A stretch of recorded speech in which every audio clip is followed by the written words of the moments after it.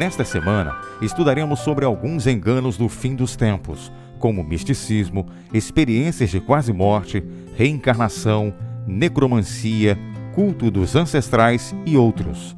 São assuntos perigosos aos quais devemos estar atentos e, à luz da palavra de Deus, entendermos que são enganos do tempo do fim.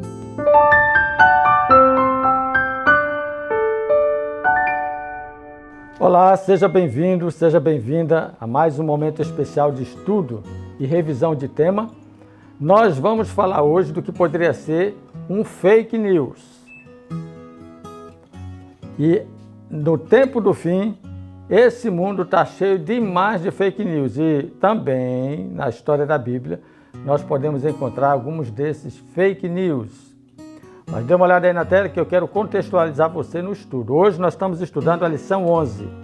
Observe aí na tela a terceira parte, que é o estudo adicional do tema da lição desse trimestre, vida, morte e eternidade. Em casa você pode estudar a lição 11 e a lição 14, porque enquanto a lição 11 apresenta enganos do tempo do fim, a lição 14 apresenta verdades para o tempo do fim, que é a promessa de novos céus e nova terra. Ok? É claro que na hora de você abordar essa lição na sua classe, você vai estudar apenas a lição 11. Mas vamos nós. Verso para memorizar está em 2 Coríntios 11, 14 e 15. E não é de admirar, porque o próprio Satanás se disfarça de anjo de luz. Portanto, não deveria surpreender que os seus próprios ministros se disfarcem em ministros de justiça. O fim deles será conforme as suas obras.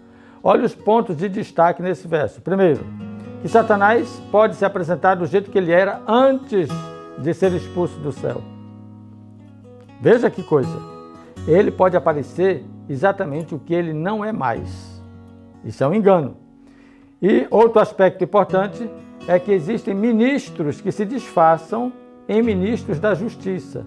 Então, enquanto Satanás se esconde e se disfarça como anjo de luz, aqueles que são ministros da palavra também se disfarçam como aqueles que possam estar exercendo a justiça. Como é que a gente vai conhecer essa pegadinha? Como é que a gente vai escapulir dessa pegadinha? Aliás, falando de pegadinha, o tema dessa lição fala exatamente desses enganos. E o primeiro deles, lá no Éden, foi assim, ó: é certo que não morrereis. Olha só que pegadinha, que fake news esse. É certo que não morrereis.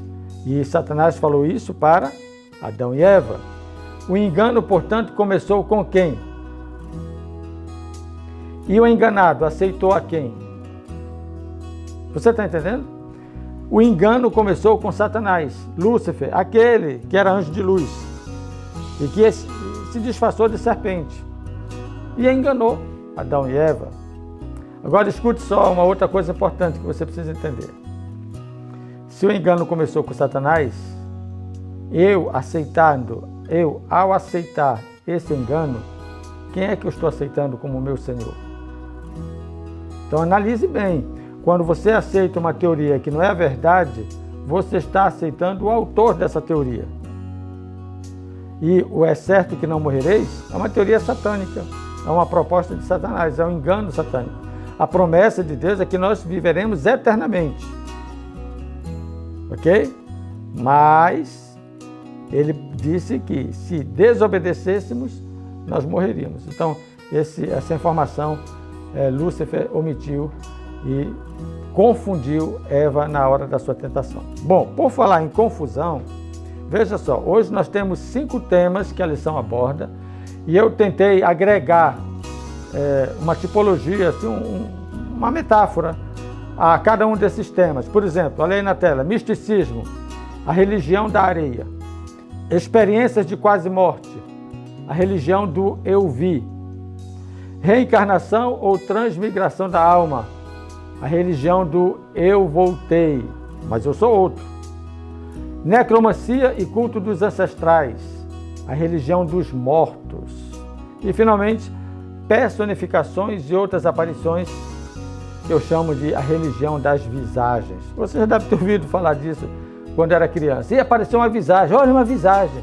Essa é a personificação de outras aparições e faz parte dos terríveis enganos de Satanás no tempo do fim, ok? Vamos lá, ponto a ponto, rapidinho, para você ter um norte na sua abordagem. Primeiro, o misticismo, ele substitui a palavra de Deus pelas experiências subjetivas.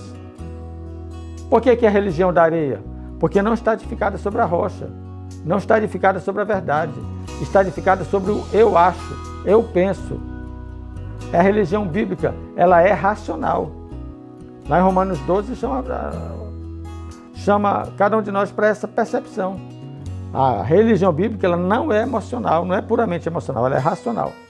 Experiência de quase morte, que é a religião do eu vi. Olha, aqui é importante você chamar a atenção. Será que o clinicamente morto é igual ao biblicamente morto? Entenderam? Porque essas experiências aí de quase morte é aquela história de alguém que ficou em coma e tal, e clinicamente estava morto, depois ele volta e diz, olha, eu vi aquilo, eu vi uma luz, eu vi não sei o quê. Eu busquei numa pesquisa, numa universidade, o conceito de morte clínica. Olha aí na tela o que é. Morte clínica é definida quando ocorre inconsciência, ausência de movimentos respiratórios e batimentos cardíacos eficientes, porém com viabilidade cerebral e biológica. Enquanto que a morte biológica irreversível ocorre quando há deteriorização irreversível dos órgãos, que se segue à morte clínica, uma vez que não se instituam as manobras de ressurreição cardiorrespiratória. Bom, isso aqui, se você tiver um médico na sua igreja, ou um amigo seu, pode explicar melhor do que eu, porque não é a minha especialidade. Eu só botei o conceito aí para você ver que uma coisa não é a mesma coisa. Biblicamente, o morto é aquele que o corpo volta ao pó da terra e o fôlego volta para Deus e deixou de ser uma alma vivente. Ok? A morte clínica, ela dá possibilidade de retorno. Ok? Então, é preciso analisar isso aí. O clinicamente morto, ele, de alguma maneira, retorna. Existe essa possibilidade. Já a morte biológica irreversível, mesmo com as manobras de ressurreição, cardiorrespiratória, os choques e tal, não retorna. Vou deixar só para reflexão, não vou comentar isso não, que não é minha área. Mas é bom a gente pensar sobre isso, porque biblicamente o morto não sabe de coisa alguma, não vê nada e não volta mais. Terceiro ponto, reencarnação ou transmigração da alma. Isso aqui é importante. É o sujeito que morreu, é a religião do eu voltei. Olha, eu voltei, mas não sou eu. Ele volta, mas volta no corpo de outro, ele volta, mas volta no corpo do animal. Bom, Mateus 7, 21 a 27 fala desse tema. Mas essa teoria, esse engano, ele contradiz os ensinos sobre a mortalidade da alma e da ressurreição do corpo. Ok? O dogma bíblico, a fé bíblica, o ensino bíblico é de que os homens morrem uma só vez. Está lá em Hebreus 9, 25 a 28. Quarto ponto, necromancia e culto aos ancestrais, que é a religião dos mortos. É aquele tema lá, adivinhação pelos mortos. Veja, esse tema é a clara recusa em aceitar o ensino bíblico de Eclesiastes 9, 5 e Isaías 8, 19. Quer ver? Dê uma lida lá. Agora, se você quer estudar um pouco mais aprofundado esse tema, leia a história de 1 Samuel 28, 3 a 25, mas com cuidado. Se você ler esse texto isolado, você vai até acreditar na possibilidade de alguém voltar ou reencarnar-se. Mas se você entender o contexto da Bíblia como um todo e o que ela ensina sobre a morte e sobre a ressurreição, você vai ver que ali é mais um engano de Satanás para enredar pessoas ao erro. E, finalmente, personificações e outras aparições, que é a religião das visagens. Satanás se transforma do jeito que ele quer. Ele se transformou em serpente e vai se transformar no tempo do fim em anjo de luz. Então, eu sugiro que você finalize a lição nesse tema, lendo dois textos. O poder do engano, 2 Tessalonicenses 2, 9 a 13, e o poder da armadura, Efésios 6, 12 a 18. E a armadura, ela tem um propósito. O segredo é para você entender, está na armadura. Revestivos de toda a armadura de Deus para você não ser enganado contra as astutas ciladas de Satanás. Quais são as nossas armaduras de defesa? O capacete da salvação, a espada do Espírito, a couraça da justiça, o escudo da fé, manter os lombos cingidos com a couraça da verdade, calçar os pés com a pregação do Evangelho e orar sem cessar. Essas são as armaduras que eu e você precisamos usar no tempo do fim para não sermos enganados. E aí, está pronto para a guerra? Não vá desarmado, porque essa batalha já tem um vitorioso, mas a vitória está do lado da verdade. Que Deus te abençoe. Nós nos encontramos na próxima semana falando da cosmovisão bíblica. E é importante que você entenda esse assunto.